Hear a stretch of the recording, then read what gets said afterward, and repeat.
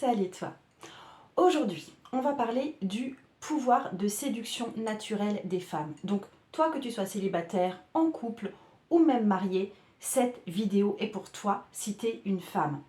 On entend souvent parler de séduction comme si c'était juste une question de maquillage ou de look ou d'astuces psychologiques pour rendre un mec accro.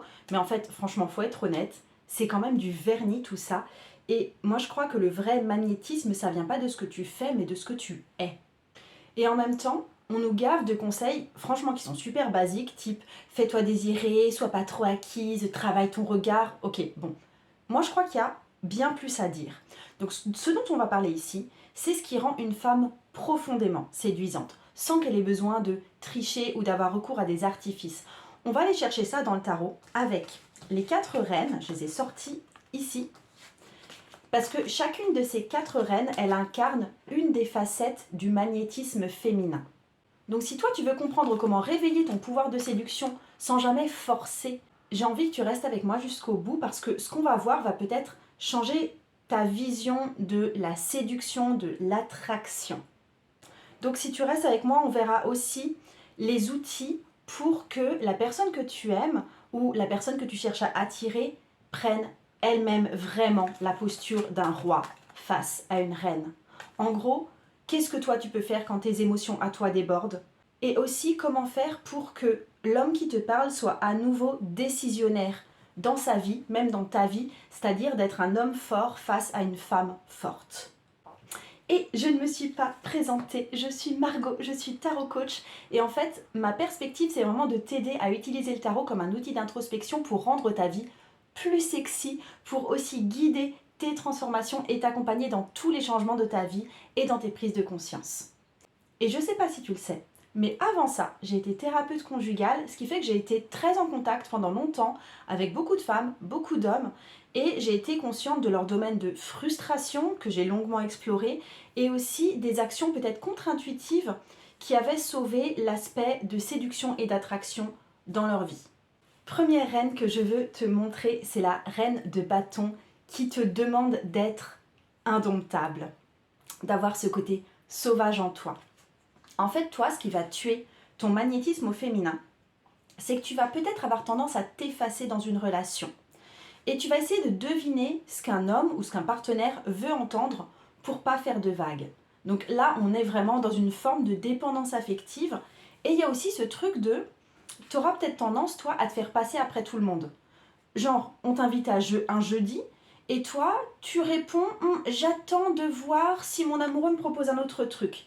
Et franchement, mais non, la reine de bâton, elle dit oui à elle-même en premier. Il y a ce truc de changer un peu de personnalité selon la personne que tu as en face de toi et que tu as envie de séduire. Donc un jour, tu es spirituel et connecté, le lendemain, tu es fan de foot, la semaine suivante, tu fais semblant d'aimer les films d'action, et il s'agit d'arrêter de faire ça. Parce que la personne que tu cherches à séduire, cette personne-là, il veut pas d'une actrice de théâtre. Il veut une femme qui soit vraiment vivante, qui ait une personnalité à elle. Donc là, le principe ici, enseigné par cette reine de bâton, c'est ta séduction vient de ton feu intérieur, pas du fait d'essayer de correspondre à ce qu'on attend de toi. Une femme magnétique, c'est une femme qui est passionnée, qui est libre, qui est imprévisible. Concrètement, ce que ça veut dire, c'est si tu es en couple, continue à avoir des projets, des passions indépendamment de la personne avec qui tu vis. Parce qu'il n'y a rien de plus sexy qu'une femme qui vit sa vie sans demander l'autorisation. Et si toi t'es célibataire, eh ben, plutôt d'attendre que les autres te trouvent intéressante ou qu'un autre te trouve intéressante, deviens la femme que toi tu trouves fascinante. Que ça passe par la peinture, par le sport, par des voyages, fais des trucs qui t'animent toi. Et en fait, le vrai jeu de la séduction, c'est le cheval sauvage qui se laisse pas monter par n'importe qui. C'est pas en étant docile et prévisible que tu vas créer cette alchimie intense.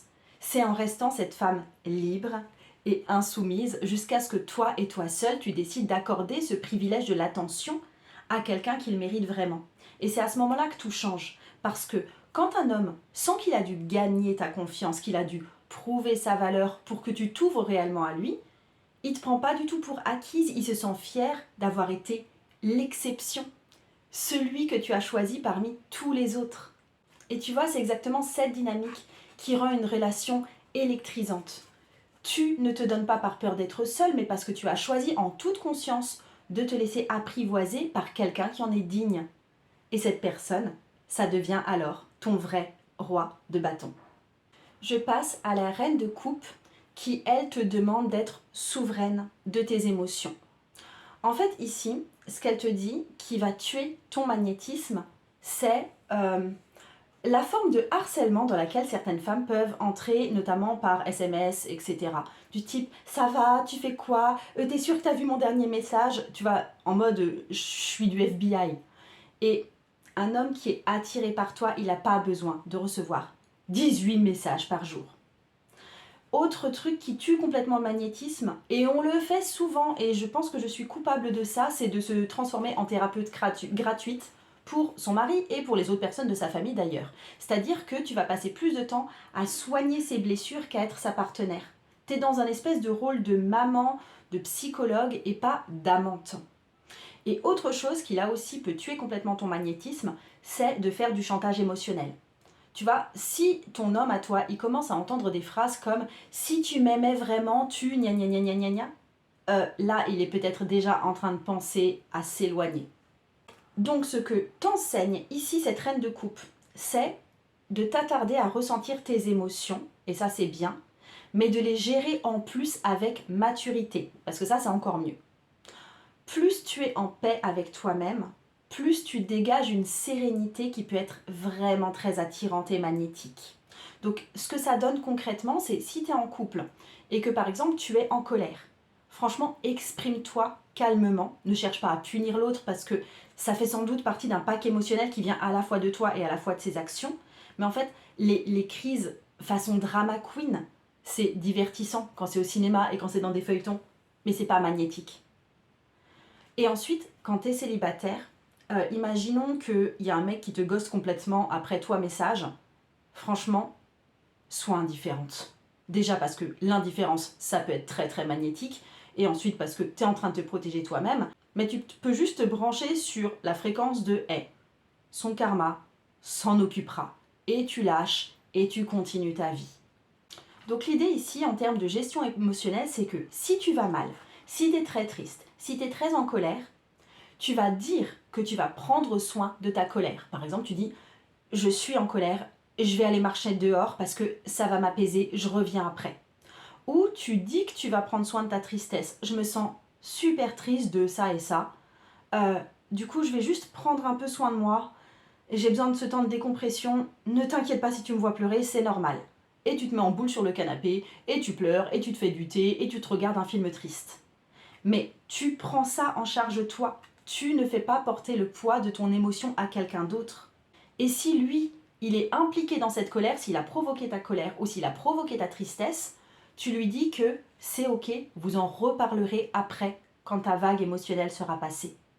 Si jamais ton compagnon, il veut aider dans justement cette transition émotionnelle, et s'il peut vraiment faire quelque chose, par exemple, on peut lui demander de nous préparer un thé pendant qu'on pleure, on peut lui demander de nous prendre dans ses bras. S'il peut vraiment faire quelque chose, si nous on a très envie qu'il fasse quelque chose, s'il est partant pour le faire aussi, on lui dit clairement, on n'attend pas qu'il le devine par une opération du Saint-Esprit. Et dans ce cas-là, lui, il peut devenir un vrai roi de coupe. C'est-à-dire quelqu'un qui peut comprendre tes émotions et qui peut aussi agir en fonction d'elles. Et ça, c'est un grand point en moins pour l'homme qui n'a pas à chercher à réparer, qui n'a pas non plus à chercher à deviner ce qui se passe dans ton fort intérieur et qui n'a pas à porter le poids de tout ton monde émotionnel. Je passe à la reine de denier. Qu'est-ce qu'elle nous dit? Cette reine, elle te dit « Sois la femme qui se suffit à elle-même ». Elle va te dire ce qui, selon elle, tue complètement ton magnétisme. En gros, ce qui te casse, c'est que tu attends qu'un homme te sauve, parce que tu es une princesse, n'est-ce pas? Je veux dire, on est en 2025. On va dire que tu sais très bien que la vie, c'est pas forcément un conte de fées sous tous ses aspects, d'accord?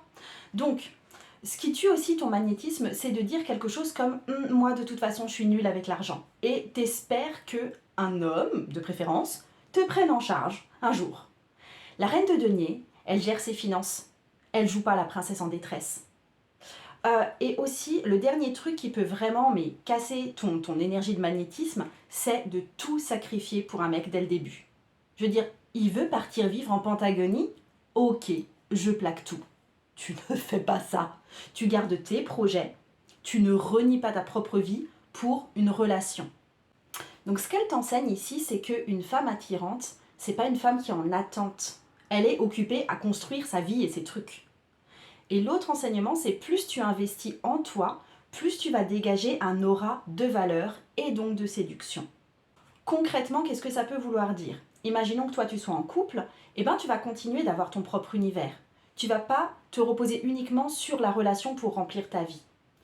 Imaginons aussi que tu sois célibataire, et là, plutôt que d'attendre que quelqu'un d'autre qui va venir dans ta vie, parce que c'est le prince charmant, et qu'il t'offre la vie dont tu rêves, tu crées cette vie toi-même. Tu veux dîner dans un resto chic? Tu vas réserver pour toi et une amie. Tu vas pas tout miser sur ton date Tinder. Je fais une pause parce que j'ai une invitation pour toi. J'ai mené un atelier en ligne qui s'appelle « Trouve ce qui bloque » avec ton tarot, en te servant de ton tarot comme d'un outil. C'est un atelier qui a été très très pratique. Il était sur inscription, mais il était complètement gratuit et tu peux encore le revisionner si toi tu veux aussi participer. Tu peux le prendre, même si ce sera du replay, tu peux le prendre comme si tu le faisais en même temps. Je t'ai mis le lien en dessous de toute façon. Et en fait, dans cet atelier, je te montre une méthode de travail avec le tarot pour trouver ce qui bloque dans certains champs de ta vie. Si par exemple, tu comprends pas, tu as une entreprise et tu comprends pas pourquoi, tu n'arrives pas à avoir tes premiers clients, ou tu n'arrives pas à prendre confiance en toi dans tes lectures intuitives parce que tu lis le tarot, on va aller voir ce qui bloque en ce moment et on va utiliser le tarot pour ça. Donc c'est un atelier qui a eu lieu dimanche 23 février, le matin. Le replay est disponible, mais ce sera disponible uniquement pendant un mois environ. Je mets ça en disponibilité pour une date courte. Et je te présente aussi dans cet atelier le parcours de Devenir Reine, qui est un parcours de 16 semaines de libération énergétique autour des personnages de la cour. Et ça vient d'ouvrir ses portes et c'est en train de se remplir. Et je suis enthousiaste à l'idée de remener ce gros programme de libération. Et je continue avec ma reine de denier. Il y a un paradoxe en fait dans cette reine de denier. Une vraie reine de denier, elle sait aussi quand lâcher prise et laisser un homme prendre sa place virile. Elle n'a pas forcément besoin de tout contrôler, elle n'a pas besoin de tout gérer seule, parce qu'elle sait se reposer sur quelqu'un qui ne la rend pas faible, mais quelqu'un qui va la rendre encore plus précieuse. Et c'est justement quand elle accepte de demander de l'aide, de déléguer, de laisser son compagnon prendre les rênes, que ce soit dans l'organisation, dans les finances, ou même, dans les grands projets de couple, à ce moment-là, elle permet à son homme d'incarner pleinement son rôle de roi de denier. Il est là. Et ça, c'est un échange puissant. Elle occupe sa pleine place de femme, il occupe sa pleine place d'homme. Je connais pas beaucoup d'hommes qui ne veulent pas se sentir utiles, investis, responsables de quelque chose au sein de leur couple ou de leur foyer. Donc, si tu lui laisses de l'espace pour montrer sa valeur, pour te prouver qu'il est capable d'assurer, non seulement toi, tu perds juste rien, mais en plus, il sera encore plus fier de te traiter comme la reine que tu es. Dernière reine qui entre en jeu, c'est la reine d'épée. Et la reine d'épée, elle te donne le conseil d'être assumée, sans compromis. Alors là, ce qui va tuer ton magnétisme, ta séduction, c'est une tendance à tolérer l'intolérable qu'ont pas mal de femmes. Et je pense que je fais partie de ces femmes-là. Si un mec te parle mal, si quelqu'un te manque de respect, si quelqu'un est incohérent dans ses demandes, t'as le droit de passer à la personne suivante. T'es pas son coach de vie. Ensuite, deuxième chose qui peut vraiment tuer ton magnétisme, c'est d'accepter les situations floues. Du type, on est ensemble ou on n'est pas ensemble. La reine d'épée, elle vit pas dans le brouillard. S'il y a un doute, c'est qu'il n'y a pas de doute. Ok ? Et troisième chose qui tue littéralement ton magnétisme, c'est ne pas oser dire ce que tu veux. Si tu rêves d'une vraie relation et qu'il t'annonce qu'il veut juste voir où ça va et qu'il prend jamais vraiment les devants, c'est un voyant rouge clignotant, ok ? Donc, ce que cette reine de denier t'invite à faire, elle veut que tu poses tes limites sans peur. Une femme qui sait ce qu'elle veut est bien plus attirante qu'une femme qui dit oui à tout. Et ensuite, ce que je veux que tu saches, c'est que dire non, ça ne t'éloigne pas des bonnes personnes. Ça filtre les mauvaises et les bonnes personnes. Donc si par exemple tu es en couple et que toi tu n'aimes pas quelque chose qui se passe au sein de ce couple, tu peux le dire sans détour et sans non plus en faire des caisses. C'est pas la peine, là aussi, de tomber dans le rôle de la drama queen. Je veux dire, un homme respectera toujours plus une femme qui sait vraiment dire ce qu'elle veut et ce qu'elle veut pas. Si toi, tu es célibataire, par contre, franchement, l'idée, c'est pas de baisser tes standards sous prétexte que c'est déjà bien qu'ils répondent. Je veux dire, un SMS à 23h, c'est un plan de secours, hein, c'est pas un homme investi. Je voulais rajouter ici, en rapport avec la reine d'épée, une espèce de trousse à outils pour pouvoir écouter son amoureux.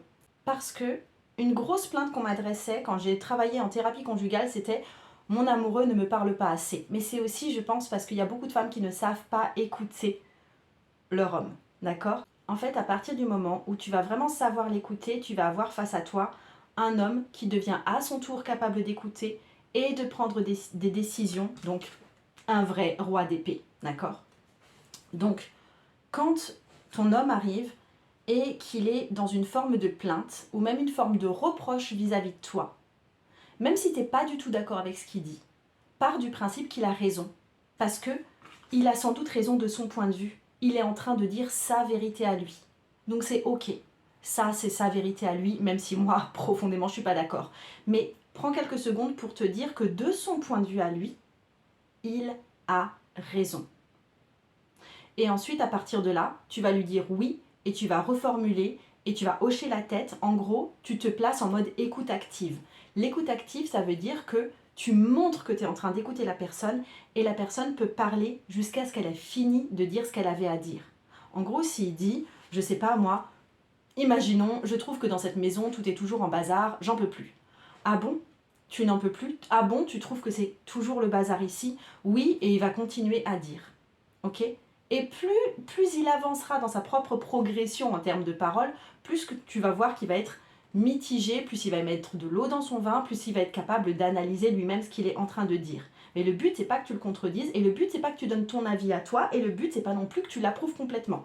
Juste que tu reformules, que tu dises oui, que tu dises ah, je comprends, jusqu'à ce qu'il ait fini de parler. Ça, c'est la troisième chose, laisse-le parler jusqu'au bout. Du bout, d'accord? Et tu peux lui demander, ok, t'as fini de tout dire là sur le sujet, il va te dire oui ou il va te dire non. Et ensuite, tu pourras lui demander s'il a envie d'écouter ton point de vue. Et il a le droit de te dire non à ce moment-là. Il sera plus capable de t'écouter à un autre moment sans doute, mais il a le droit de te dire oui, j'ai bien envie d'écouter ce que tu as à dire de tout ça, ou non là, franchement, non, ça m'a fait du bien de te parler, mais ça suffit comme ça. Et tu vas voir que peu à peu, il va être capable de prendre cette place de roi d'épée, roi de la parole, roi des décisions. Donc je conclus, ici il est vraiment question d'entrer dans sa séduction et de devenir la reine de ton propre royaume. Donc, petit rappel clé, avec la reine de bâton, elle te dit d'être indomptable. Arrête d'être une version pâlie, édulcorée de toi-même. La reine de coupe, elle te dit, sois souveraine de tes émotions. Ne te laisse pas définir par le comportement des autres, les émotions des autres, et n'essaye pas de les manipuler avec tes émotions à toi. Pour ce qui est de la reine de denier, elle te dit, sois la femme qui se suffit à elle-même. Investis en toi, construis ta propre richesse, construis tes propres projets. Et enfin, la reine d'épée, elle te dit, sois assumée, sois sans compromis, pose tes limites, respecte-toi avant tout. Et tu vois, une femme qui incarne ces 4 énergies, elle n'est pas en train de courir après l'amour. Elle attire naturellement ce qui est aligné avec elle. Et moi, je veux bien que tu me répondes en commentaire, je veux dire, avec quelle reine tu as envie de commencer à incarner la séduction à partir d'aujourd'hui? Donc ça, je suis curieuse de t'entendre à ce sujet. Moi, je m'arrête là. Le lien pour l'atelier gratuit est en lien en dessous. Je t'ai mis aussi le lien vers le programme de devenir reine et d'autres liens encore. Je t'embrasse bien fort. À très bientôt. Ciao.